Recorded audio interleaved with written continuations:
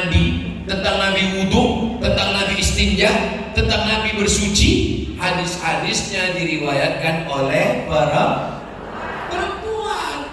Jadi kalau ada orang mengatakan, Ustaz Somad, agama Islam itu tidak adil, agama Islam itu diskriminatif, kenapa perempuan itu tidak pernah ditampilkan? Perempuan itulah yang paling hebat. Kisah-kisah dalam Al-Quran selalu bercerita tentang perempuan. Tapi kenapa perempuan mesti ditutup? Kenapa perempuan mesti pakai baju panjang? Kenapa perempuan mesti pakai gamis? Kenapa perempuan mesti pakai jilbab? Orang begini ini mesti diajak ke pasar, suruh dia nengok semangka. Ada semangka yang dibuka, dikupas, dipotong, diletakkan di pinggir jalan, kena debu. Lalu yang satu lagi semangka yang ada di dalam etalase kaca, di dalam mall, di dalam supermarket. Kira-kira yang harganya mahal yang terbuka apa yang tertutup? Yang tertutup itulah yang mahal, bodoh. Itulah mengapa umat Islam ini tertutup. Datang seorang perempuan dari Yaman, presentasi di Amerika. Dia tertutup, kepalanya tertutup, badannya tertutup, pakai jilbab, pakai hijab. Diajak sama orang Amerika. Kami adalah bangsa yang berperadaban. Kenapa?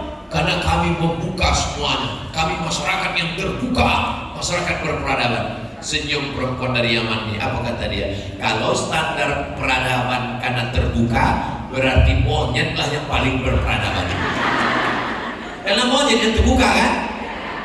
Sekarang banyaklah orang pakai baju yang belum selesai dijahit udah dipakai, resleting belum dipasang udah dipakai, kecuali di Nagro Aceh Darussalam. Makanya saya ini Ustaz Somad ini kalau ceramah mentang-mentang di Aceh, dilambung-lambungkannya Aceh. Ini fakta saudaraku sekalian. Cobalah naik pesawat ke kemanapun pergi naik pesawat. Beda kalau pesawatnya ke Nagro Aceh Darussalam. Kenapa? Karena kalau sudah pesawat dari Medan ke Aceh, semua pramugari pakai jilbab. Tengok di mana-mana. Ini tidak ada di tempat lain. Nah ini semua. Saya sempat heran juga tadi. Ini kok ada yang tak pakai jilbab? Rupanya anak laki-laki. Nabi yang dimuliakan Allah Subhanahu wa Ta'ala. Nabi Muhammad hebat, tapi di baliknya ada perempuan. Nabi Musa hebat, di baliknya ada perempuan. Ada pula Nabi Isa alaihissalam, dan di dalam Quran dia disebut wa idh qala Isa ibnu Maryam. Ibnu Maryam, dia bukan anak Allah. Orang Nasrani mengatakan dia anak Allah, orang Yahudi mengatakan dia anak zina.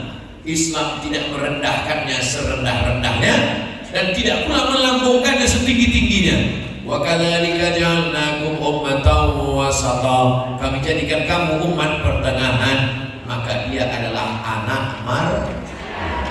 Di balik Isa ada Maryam, di balik Musa ada Yohanes, di balik Muhammad sallallahu alaihi wasallam ada Ami. Ibu yang dimuliakan Allah Subhanahu wa Ta'ala, kira-kira mana hebat, laki-laki atau perempuan?